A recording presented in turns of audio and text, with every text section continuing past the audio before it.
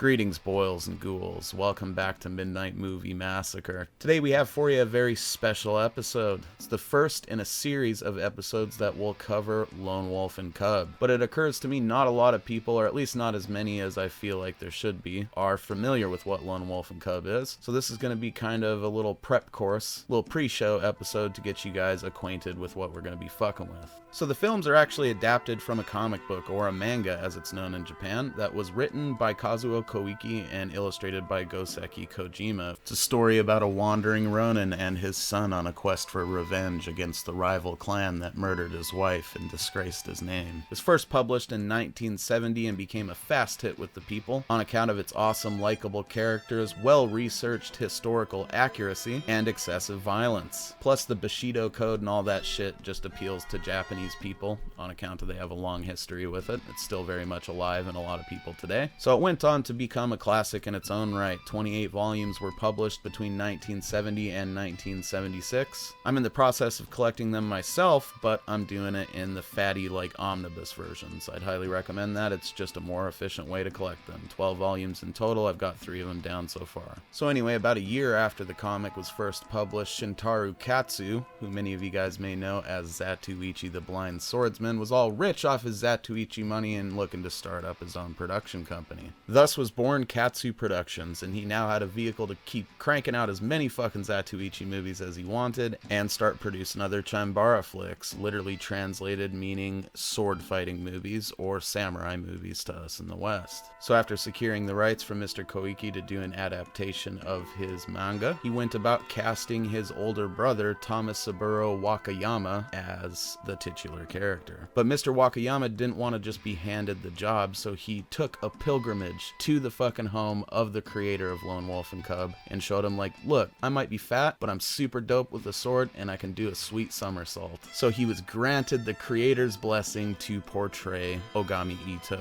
the titular character of the series. That's an insanely Japanese thing to do, and I commend him for it. 6 movies were released for the series between 1972 and 1974, all of which starred Mr. Wakayama as Ogami Ito. 4 of them were directed by Kenji Masumi, 2 of them were directed by some other random dudes that I don't remember, and we got the first 2 movies chopped together and, westernized as Shogun Assassin in 1980. So some of you guys may have like a brief sampling of Lone Wolf and Cub in your past if you've seen Shogun Assassin. A lot of people out there really loved that movie. Everybody that saw it seems to have fond memories of it as kind of like a cheesy, violent classic from the 80s. It was a lot of people's first exposure to samurai movies if they didn't catch Kurosawa flicks that might have been released over here previous to that. So it exposed a lot of people to it. I've never actually seen it. That's not how I got into these movies. In any case, while I am glad that I started with the full series, I think it's really cool Shogun Assassin exists. It's always a treat to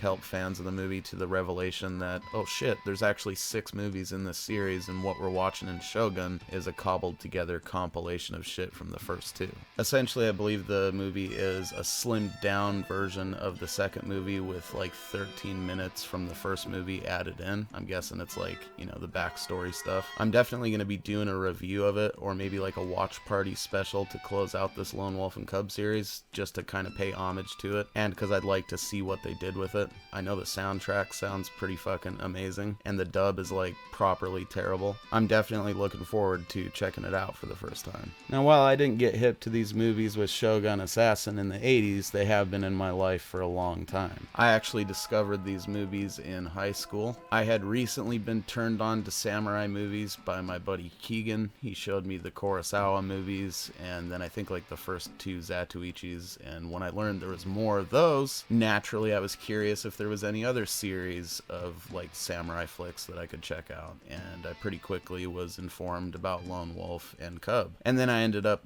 doing some research on my own after he told me about Lone Wolf and Cub, and I found Hanzo the Razor, the Samurai Trilogy, Lady Snowblood, all of which will get, series of their own in the future. I can definitely understand why he recommended this to me first, right after the Kurosawa stuff and Zatoichi. It was definitely a treat down the road learning that he was Zatoichi's older brother and stuff once I started actually looking more into the background of the people. And I gotta say, in terms of the overall series, older brother did it a lot better. Lone Wolf and Cub is much tighter tighter as a series of movies. They only did 6 of them, so they didn't do so many where they started kind of repeating themselves like the Zatoichi movies did. What you have on your hands with this is just a tight, compact, fucking epic tale about a father on a quest for revenge with his son, walking a path of blood through hell, piling up the bodies, and growing closer together along the way. In terms of just being a showcase of the period, it is very well researched from what I've been told, much like the comic was. The first movie in the series actually has the author of the comic writing the screenplay, so it's, you know, a dead accurate origin story. And from there, from what I've gathered based on statements from the creator of the manga, the movies are a lot better adaptation of his work than the TV series that followed. As far as just showcasing the scenery of Japan, you can't really beat these movies. A lot of the locations they shot at simply can't be shot at nowadays. You go there, there's like an apartment complex or something, which is why so many modern samurai movies are made in studios. So that's something the series has going for it as well. In terms of the bloodshed and the violence and the special effects, it's all staggeringly fucking consistent. I think because they made the movies in such a short period of time, they were able to just basically keep the same people around, so all of the fucking blood spatter looks the same in like each movie. The bloodshed itself, I think, is a nice sort of addition compared to other older samurai movies. It makes it seem more visceral and in your face. The fact that it is kind of like cartoonishly red blood and so much of it sprays out gives it that comic book feeling. Like, definitely anime for generations to come will be imitating that Lone Wolf and Cub style blood spray. I'd actually go as far as to say they maybe kind of created like that stereotypical anime style exaggerated blood spray shit. I think this and the movies it inspired had a hand in that, no question about it. Musically, the movies are all a treat as well. You got tons of traditional Japanese music kind of mixed in with like funky 70s grindhouse style music. Got little Japanese nursery rhyme songs in quite a few of the movies that add some cool atmosphere to it, and I just can't say enough good stuff about it. And the character development is a very unique beast with Lone Wolf and Cub. They do a lot while saying very little. You watch Ogami Ito and Daigoro's relationship evolve throughout the movies without them having very much spoken dialogue between each other. He's very stoic and quiet, and Daigoro kind of like, you know, obviously is influenced by that, so he behaves in much the same way. And Daigoro's character development alone throughout the series, I just absolutely love. He goes from being just kind of a baby that's getting packed around to being an active participant in the bloodshed and kind of learning a lot of that Bushido code off of his dad and a sense of honor, and it's really a treat to watch play out. The kid himself is absolutely adorable and does a great job portraying emotion and shit without having any dialogue, so it's like a perfect combination, and they execute it pretty flawlessly.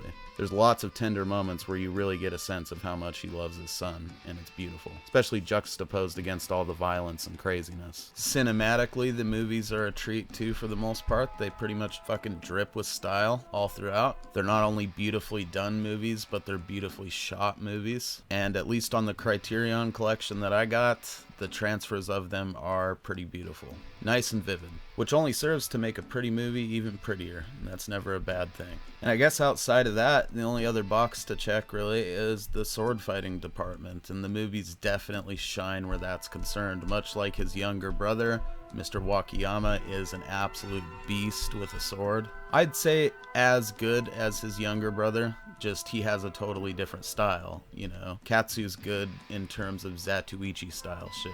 Ogami Ito has his own style, and every bit of that comes from Tommy Dubs, baby. Guy's a fucking death machine. And just vibe-wise, Lone Wolf and Cub is a lot of fun. It's kind of simultaneously like an actual legitimate period piece, but then it's kind of a sleazy exploitation movie with a fucking splatterfest element going on at the same time. And it's never like too much of any of those things. It's perfectly balanced, and everything that I've described just lends itself to that and makes the experience a treat on almost every level. About the only thing that it's guilty of is maybe not ending in a way that's satisfactory to some people. We'll discuss that obviously when we get to the review for the final movie, but I will say that I think the ending, it all depends on how you look at it. Either way, the series is an absolute blast to just watch through and then just keep watching through it on repeat.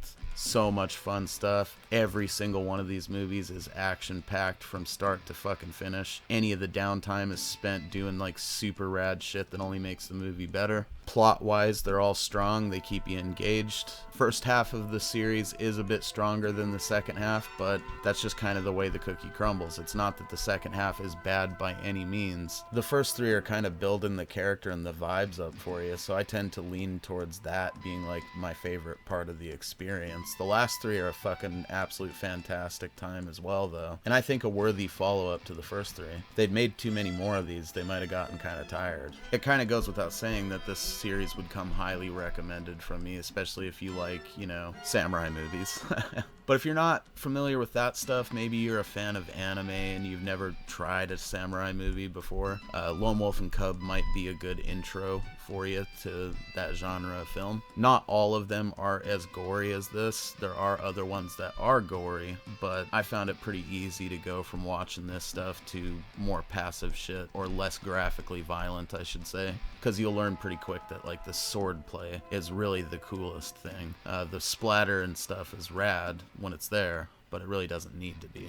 You know what, I'd also recommend these to like people's dads or their grandparents if they like westerns and shit. There's a lot of similarities between westerns and samurai movies. Some westerns even steal shit from samurai movies, and I imagine vice versa. And there's just similar vibes all around between these and like old spaghetti westerns, so definitely something worth checking out if that's your kind of bag and you've never tried this shit before, or you know somebody who might enjoy them. As far as which version of the movies I'd recommend to pick up, I definitely have to go with the Criterion set that I got. It's very nice. I imagine I will do a video on it for this series just to kind of show off what comes in it, but it's packed full of special features. You got Shogun Assassin as like a bonus movie in the set, as well as like a booklet with all types of cool trivia in it, and like an essay from some film critic or something. Notes on each of the movies, that kind of stuff. Shit that's gonna come in handy in the future for this series. I love Lone Wolf and Cub so much that it definitely deserves a series of videos reviewing each movie in depth, talking about some trivia, you know, doing some character profiles, things like that.